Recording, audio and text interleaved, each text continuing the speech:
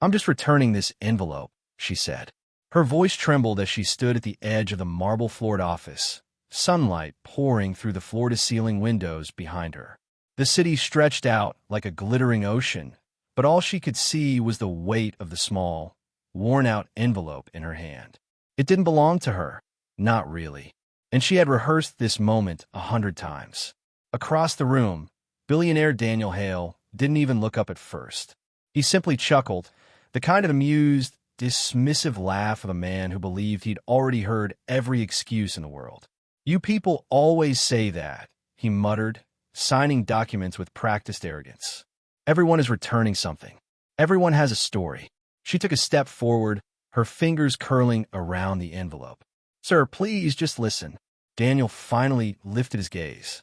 He expected manipulation, maybe desperation, but instead he saw sincerity, raw, unpolished, fearful sincerity, in the eyes of the young woman standing before him.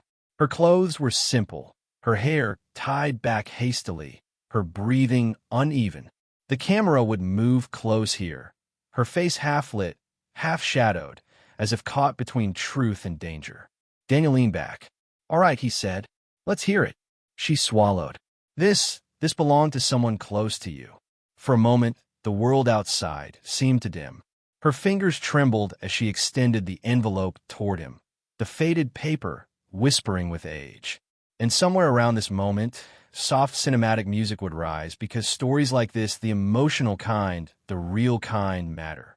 If you believe in compassion, second chances, and the courage to return what isn't yours, take a moment to like, comment, and subscribe to Kindness Valley. It helps us bring more stories like this to the world.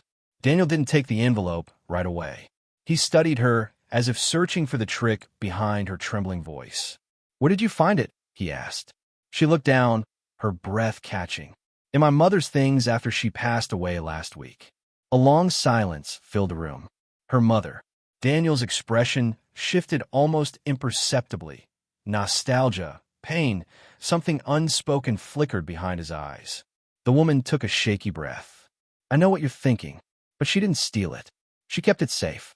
She kept it all these years because she said she was waiting for the right moment.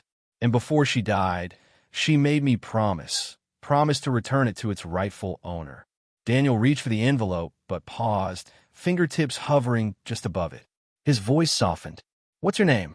"Lena." He nodded slowly. "Lena, why didn't your mother return it herself?" And that is where her story truly began. The camera would gently fade into a flashback. Sunny kitchen, peeling wallpaper, a woman stirring a pot of soup while young Lena sat at the table swinging her legs. "My mother was your housekeeper once," Lena said quietly. "Years ago. She never talked about it much. Just said you were kind. Lonely, but kind." Daniel blinked, surprised. "My father left when I was little," she added. "Mom worked 3 jobs. She found this envelope one night while cleaning your study. She said she panicked, thought she might be blamed. So she hid it, and when she realized it was important, she was too afraid to bring it back." Daniel finally took the envelope. His fingers brushed the brittle paper. A part of him didn't want to open it. Not yet. Something in his chest tightened with memory. She said, "Lena whispered that she owed you the truth." Daniel looked down at his hands. "Your mother's name was Sophia, wasn't it?" Lena's breath caught. "You remember her?" He let out a shaky exhale, a sound that seemed to come from a place he rarely visited. "She was one of the few people who ever asked me if I'd eaten. That matters more than you think." Lena's eyes watered, grief, relief, something in between. Daniel finally opened the envelope, and the world stilled. Inside were letters, handwritten, fragile, ink fading. Dozens of them. Some addressed to his father, some addressed to him, but all from the same person, someone he had spent years trying to forget, his mother. His absent, wandering, never-there mother. Lena watched his face pale. He took out one letter, then another. His hand shook.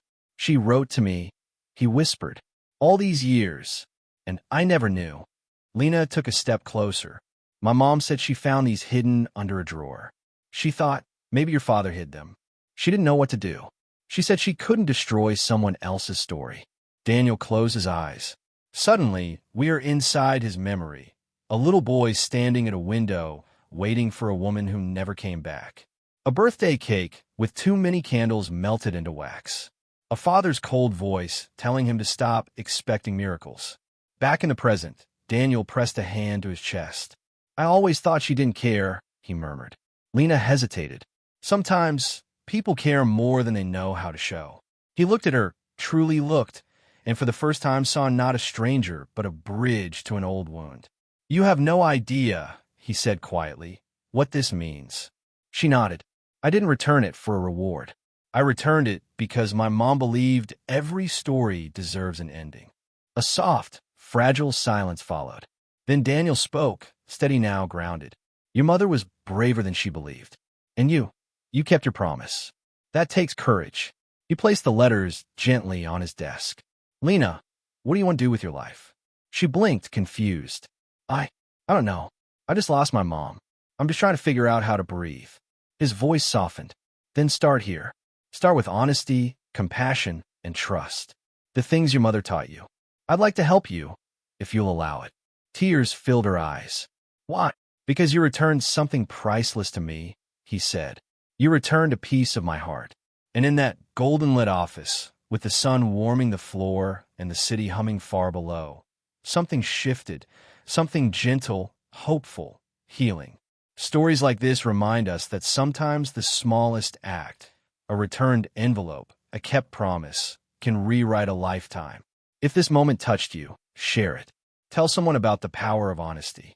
And if you believe in compassion, redemption, and second chances, a like or subscribe to Kindness Valley helps more stories like this find their way to the world.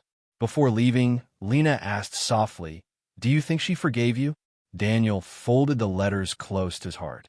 I think, he whispered, she never blamed me at all. And for the first time in years, he smiled, real, fragile, grateful. The kind of smile that begins a new chapter,